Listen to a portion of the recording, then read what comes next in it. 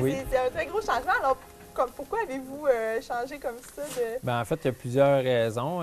Comme on mentionnait au début, on est tombé un peu en amour avec l'agriculture. On demeurait déjà en campagne. On avait eu des chevaux, des animaux, toutes sortes d'animaux différents.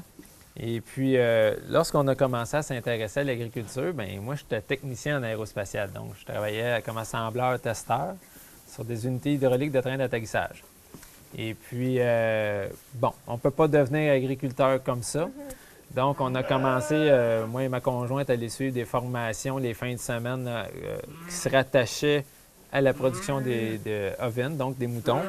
Et puis, c'est comme ça qu'à force d'aller chercher des formations, on a pu présenter un plan de démarrage au MAPAC.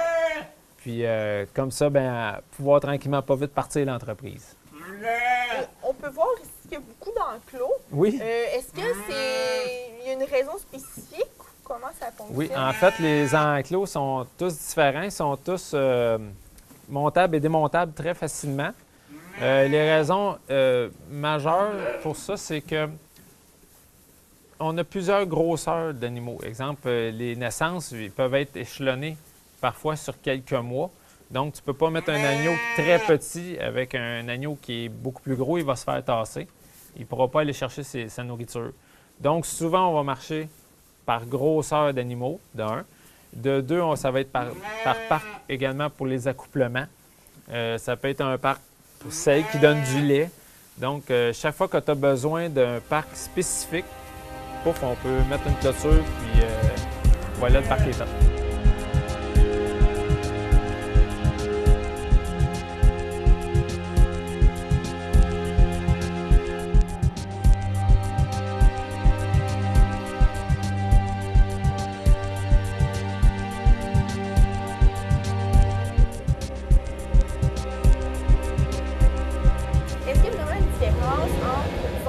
De chèvre et le lait de brebis?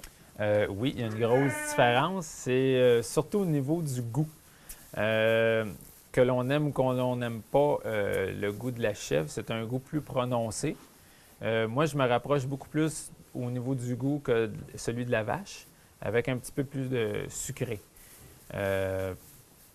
C'est les mêmes caractéristiques, par exemple, au niveau des gens qui font de l'intolérance au lactose. Ils peuvent boire ce lait-là, pas une allergie, mais une intolérance, puis il ne devrait pas avoir aucun problème au niveau de la digestion.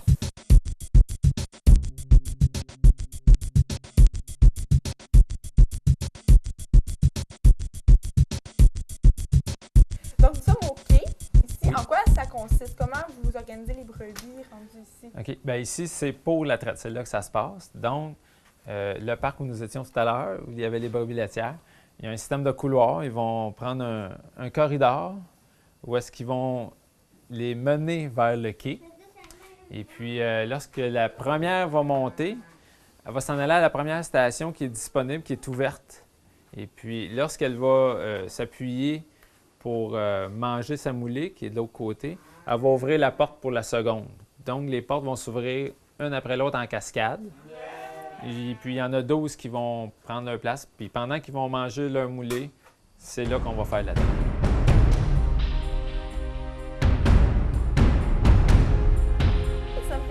Avec Mme Annie Lewis, l'autre propriétaire de l'entreprise La Composerie. Alors, bonjour, vous allez bien? Bonjour, ça va bien? Merci. Alors, pourriez-vous nous expliquer en quoi consistent les étiquettes jaunes qu'ils ont sur les oreilles? Oui, c'est des boucles d'oreilles ATQ. Alors, ils ont une pancarte triangulaire. Alors ça nous permet de les retracer. En fait, on a 24 heures pour les poser sur un agneau. Sinon, les inspecteurs ne seront pas contents. Ça permet de savoir leurs parents, savoir, dans le fond, tout leur historique génétique. Puis s'il y a un problème de retracer, dans le fond, tous ceux qui seraient parents avec cet animal-là. Alors, dans le fond, c'est un contrôle qu'on est obligé depuis la tremblante du mouton, là. D'accord. Et ça, c'est bien aussi sûrement quand vous voulez acheter un mouton ou une brebis à oui, quelqu'un d'autre. bien c'est tout son cheminement, toutes les fermes qu'il aurait faites, ses parents. Puis il y a les deux. Alors, il y a une pancarte, puis il y a une puce. C'est le même numéro, mais ici, il y a une puce. Donc, s'il en perd une, bien, il reste une boucle d'oreille dans le fond pour l'identifier. Bon, ici, on a la laine vraiment coupée directement couper Brut. des moutons. Ouais. Et comment on fait pour la transformation, pour le tricot ou ces choses-là? Oui, ben tout d'abord, c'est sûr que quand le tondeur a tondu une brebis, bien, elle est sale, il y a de la paille, bon, faut la laver. Ensuite, il faut la carder. Ensuite, bon, là, il faut soit la feutrer ou soit la filer, selon ce qu'on veut faire. Évidemment, pour faire du tricot, c'est le filage. Au Québec, on n'a plus, ça n'existe plus, les moulins à laine. Donc, il faut envoyer ça soit en Ontario, soit au Nouveau-Brunswick, selon nos besoins, quand on a des grosses quantités de laine à faire. Évidemment, quand c'est très artisanal, moi, je garde la plus belle, mettons, pour faire mes petits foulards que je vais vendre à ma boutique. Mais pour les bas qui est fait en grande quantité, bien là, on va envoyer ça au Nouveau-Brunswick pour qu'ils fassent les grosses quantités qui nous ramènent le fil, puis après, faire les bas, là.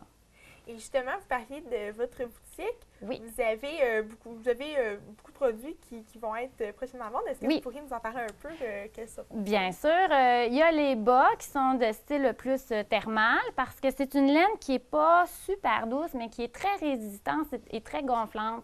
Donc, quand on marche, ça nous donne comme un espèce de petit coussin, un petit coussin d'air anti-fatigue en dessous des pieds. Les bergers ont tous ça dans les pieds d'habitude, même l'été, parce que ça respire quand même bien.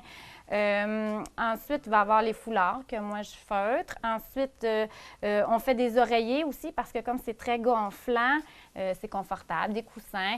On va en vendre à ceux qui font du rembourrage aussi, de meubles, de chaises, de divans. C'est ça. Donc, vous avez les mains, oui, c'est ça, c'est spécial la Oui. texture. Qu'est-ce qui fait ça? En fait, c'est l'anoline. Le mouton va suer de l'anoline. C'est pas quelque chose qu'on va aller chercher à l'intérieur du mouton, c'est plutôt comme une sueur. Alors, cette huile-là est utilisée beaucoup pour des cosmétiques. Moi, j'en mets dans mes savons, j'en mets dans mes crèmes cosmétiques que je vais vendre à la boutique. Ça permet de bien réparer des plaies, des graffinures. C'est employé aussi comme produit anti-âge. Ça revitalise, ça hydrate beaucoup. Souvent, les bergers ont les mains douces, justement, ou s'ils se font mal, ils vont se frotter, dans le fond, d'une brebis parce que, justement, ça aide beaucoup la cicatrisation. C'est un très bon produit à savoir. Oui, bien, ça fait plus de 2000 ans, c'est ça, que l'anoline est utilisée là, pour les femmes, entre autres, pour les produits de beauté de femmes.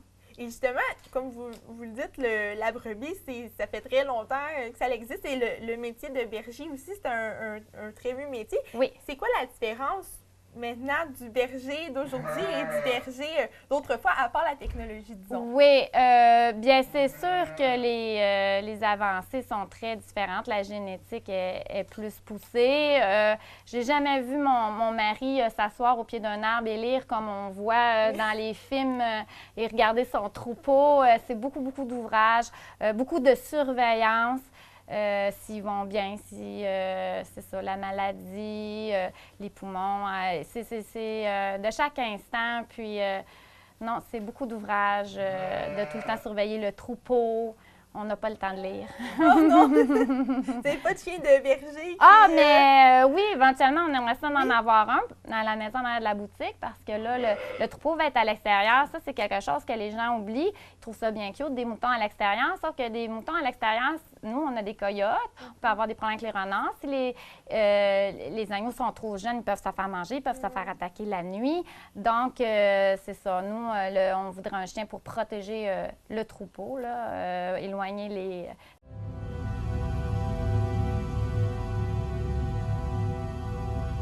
Où pouvons-nous trouver vos produits dans la région?